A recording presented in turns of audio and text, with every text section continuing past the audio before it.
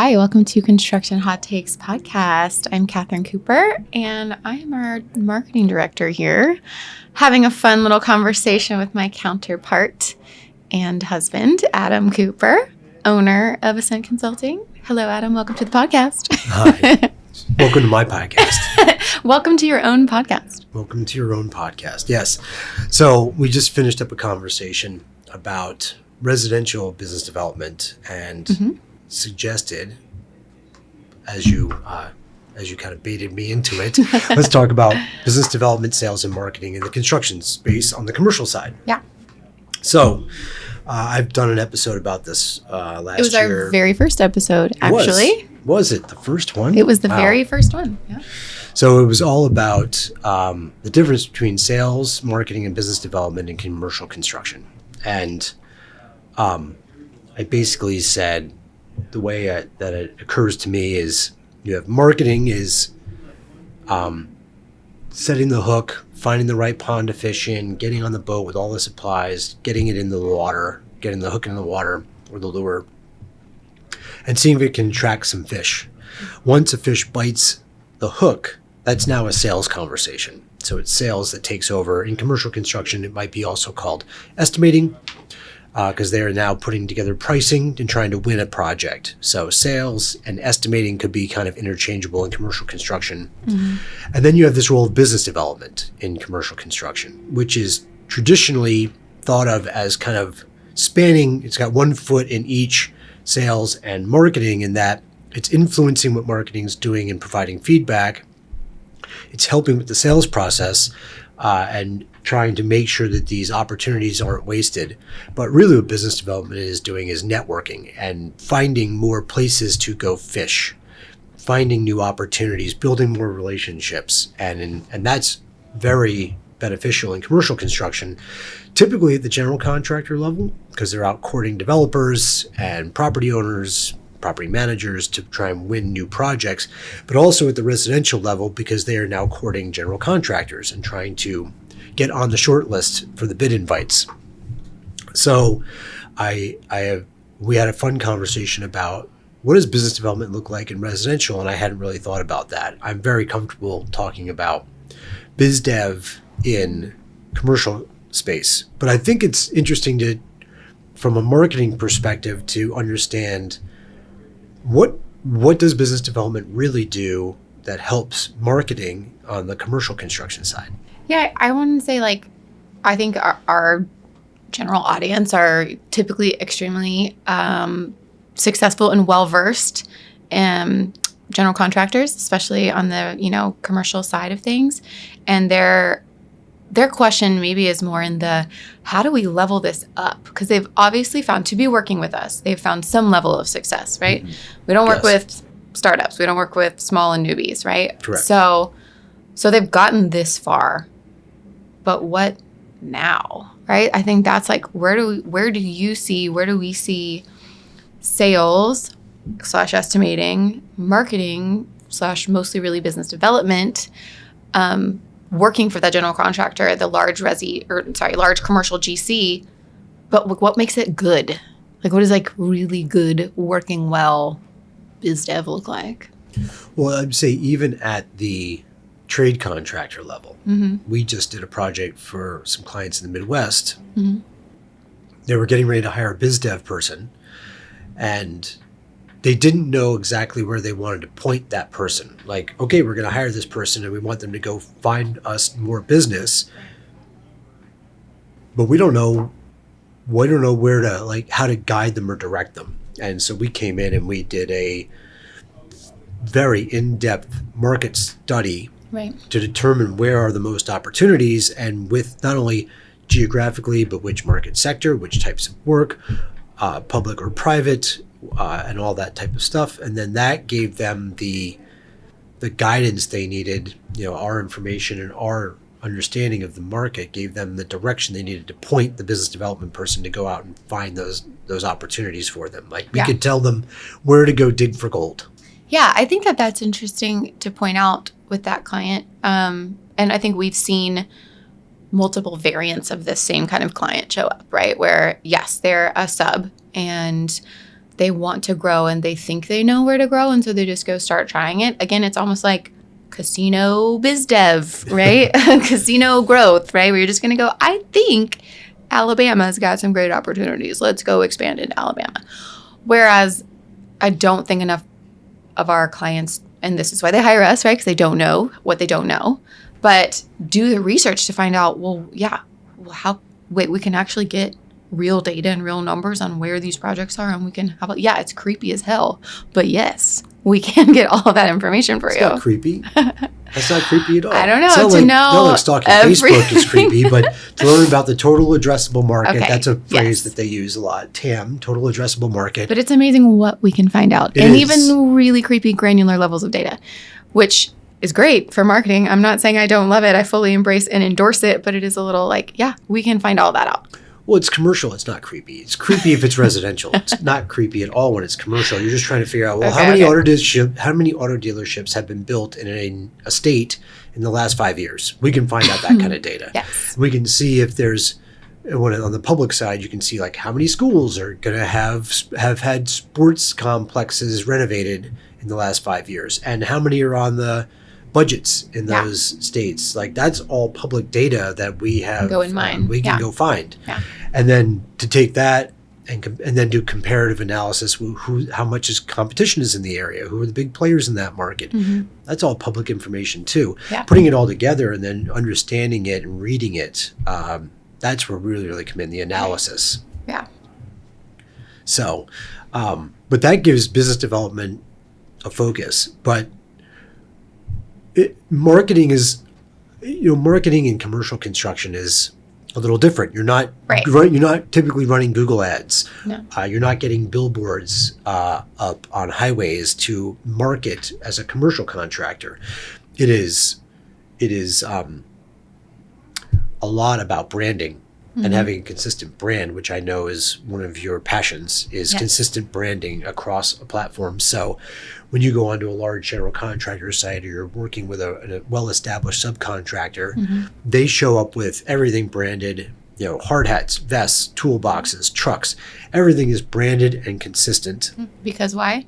It establishes authority and trust, right? Yes. Yeah, consistency. It's also a sign of professionalism. Mm-hmm. Yeah, right? If you have all of that together, you likely have your back of house together, and doing business with you is going to be easy. Yeah, I mean, that's what you want it to say. I mean, regardless of it is. This is a business to business transaction. There's people involved, and there's all still that. People to people. It is, but it's business transactions. It's not like building somebody's house where it's very personal to them. Someone else's money. This is somebody else's property that's going to be turned into an asset. This is a retail center. It's multifamily that's going to be rental. It's a medical office building that's going to be full of staff. Right. It is not where somebody lives typically, unless it's multifamily, and even then it's got property management, and they're viewing it as dollars per key, something like that. So it's a little more impersonal on the actual product side. Yeah. It's very much business transactions. Do the numbers work? Is this somebody that we can work with? Which, that's what I want to come in. I was thinking earlier, a lot of things we get when we talk to our clients at first, it's like, well, it's just going to be low bid. That's how you win work. You got to have a low bid. You got to have the low bid. You got to have the low bid. Well, what do you have to say about Not that? always. Yeah. Not always. What do you have to say about that? Well, I'd say there's a difference between public and private. So public work, a lot of times, will go to the lowest bid if all things are equal. They do weight different things: safety record, quality control, experience levels. Those things have a factor that can sway a bid. If you're the low number but you've never done a school before, it's highly unlikely you'll get the school project because you don't have the experience they're looking for, unless your bid is significantly lower, and you don't want to. Then you're leaving money on the table, or you probably have not bid it properly. But all things being equal, yes. If you're going up against peers, low bid will typically win in a public setting. Private is a whole different thing. Private has a lot more variety. There's a lot more variables to be considered, and they're not beholden to some board that's playing with taxpayer dollars. This is Right. private money. So they have a lot more discretion on who they hire. And a lot of times they will throw people out that they have worked with before and just don't have a good experience with, no matter how good their number is. Likewise, they may consider somebody new to the market who has a significantly lower number and be able to take on a little more risk. Like we may have to manage them a little bit more, but because we're saving so much on that bid, we can take a little more risk, and it's private money and they have discretion. Yeah. So where does the role of like really good, like so we kind of talk about what really good marketing looks like, which is a very consistent brand across all digital platforms, a very consistent brand across all physical mediums. What does really good sales look like when it comes to commercial construction? So I'm going to Sales equals estimating equals sales? I'm gonna go with sales equals estimating in this example, because once you've got the opportunity, you've got the bid request. The way that we used to win a lot of work was, one, bid it the way they asked you to bid it. So read the bid invite. They give you a breakdown of how they want you to break out your numbers. Follow that, but then also add value options. We used to call it value engineering, Right. or engineered savings. Give them opportunities to pick different things that you've suggested to lower the price or to get more value out of it. So there's plenty of ways that contractors can offer add alternates, options, value engineering in their bid proposal, and give the awarding contractor, whether that's an owner, a general contractor, a trade contractor who's hiring a second tier sub, the more options you provide them to show that you know your stuff and that you're part of the team, the more that's a value add. So Do you think that the visual presentation of that document is important? Or can Of course. it be just like a Word doc with a header? I mean, realistically, we used to win multi-million-dollar projects with a Word doc that had our logo in the corner and a standard format. It was just a Word document. It didn't have anything fancy on it. Right. It wasn't special. But there is certainly some level of visual appeal that can help sway things. It might give you a slight edge. It's never worth going after. It's never worth not going doing after. Yeah, from like the marketing perspective side of things, like where have I been a sub and submitted all these bids in my life? No, I haven't. So I don't really know on that. But what I do know is about visual branding as far as what it communicates, right? So to me, again, just like everything else being buttoned up, having a professional looking document, now it doesn't have to be over designed, but having it look cohesive, branded, thoughtfully laid out with the text, like it's super easy to read and not just like a bunch of bullet points or, just a bunch of paragraphs, like walls of text, right? Having it like very well organized signals, I think even subconsciously, like levels of attention to detail and perfection a little bit, which is like kind of what you're looking for, right? Yeah, well, I have mixed feelings on that. On the commercial side, as I said, we used to bid and win multi-million-dollar projects, and it was a very clean, simple document. It was a standardized template for us as a trade contractor that we would have. This is the scope that you gave me and what we pulled off the plans. That's the part that's kind of custom. Then we had our standard clarifications and exclusions, what's included, what's not. Then you had your pricing breakdown. Sometimes that was in a format that was required by the general contractor. Sometimes it was our own format if they didn't specify. Then we would have our add alternates, our value engineering options. After that, and we rarely would ask for a signature on our proposal because that's not how it works in commercial. They issue you a contract. So it's funny because that sounds exactly like what our proposals look like today at Ascent. Yes, they are fashioned after that. Right. We've added some styling. We've added logos and a little bit of color.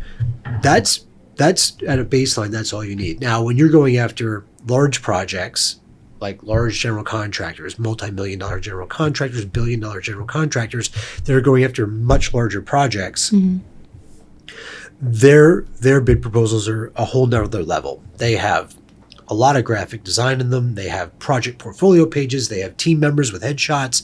So as a smaller contractor, if you wanted to look bigger or you want to go after bigger projects, you need to play at the same level as the large general contractors. There's a lot of value in putting in the extra effort to appear bigger or to grow into what you want to be.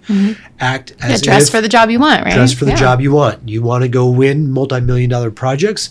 Spend a little time, put a little energy, a little thought, a little design, a little artistry, a little creativity into your bid proposals. I've seen ones that were landscape, sets them apart from everybody else. Theirs stands out from the pile because it's 90 degrees different than everybody else. Gives you some different layout options, gives you some different format options. I've seen them, there's levels of bid proposals that I've seen over the years. Public work can oftentimes be given a few extra style points. We used to joke that like school boards would pick them and give it to the contractor's proposal that weighed the most. We used to print everything out. I don't think they really do that anymore because it's digital, but certainly page count can't hurt. A lot of times they put limits on it. This proposal must be no more than 25 pages. Right. So then you have to figure out what you're going to include and exclude from your proposal. And again, always look to the bid proposal request, the request for bid, to learn what they're looking for and what's most important to them. And then answer those things first. And if there's still room for you to put some of your own stuff in, that's the opportunity to do it. So where would you say, where do you see excellence in, just give me a one hit thing for excellence in sales as a general contractor / estimating, business development as a general contractor, and I guess not general contractor, commercial contractor. Let's say that. Say that wrong. Give me an example of excellence in sales as a commercial contractor, excellence in business development as a commercial contractor, and then what excellence in marketing looks like. If you just have a rapid fire hot take, this is what excellence looks like.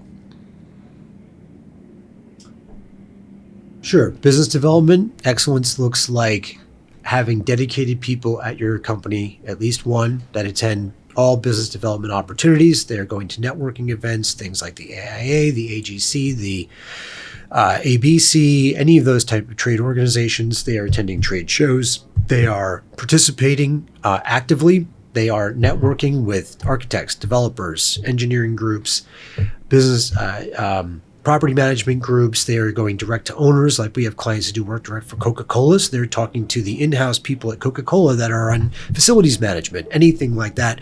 Business development excellence looks like being engaged in your community, whether it's locally or regionally. At a national level, you typically need you're talking about larger contractors that have multiple teams or multiple people on the team. But as a smaller contractor, that's what excellence in business development looks like. Excellence in estimating / sales is putting together complete numbers, providing options, getting the bids in on time, following the format and answering all the questions that the requester has asked or required, and not missing out on things. I've seen people lose bids because they forgot to include something that was part of the request, and it just gets thrown out if it's not there. And then excellence in marketing, I think you said it earlier, cohesive branding, not overdoing it, keeping it maybe a little bit understated, but just being simple and clean and having it cohesive across digital and physical mediums. Yeah. Okay, but also getting your bids in on time, sounds like the dumbest thing ever, but you should know that. We've had so many clients, I feel who struggle with that. It can be. They don't manage their bid calendars well.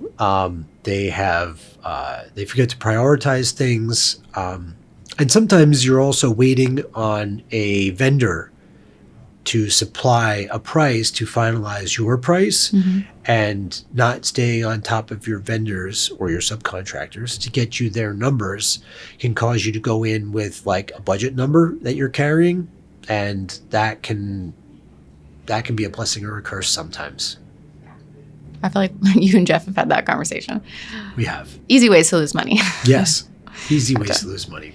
Okay, well, I feel like, I mean, that pretty much answers the question I think we were hoping to answer, which is what does it even look like to do sales, business development, and marketing really well as a commercial contractor? Yeah.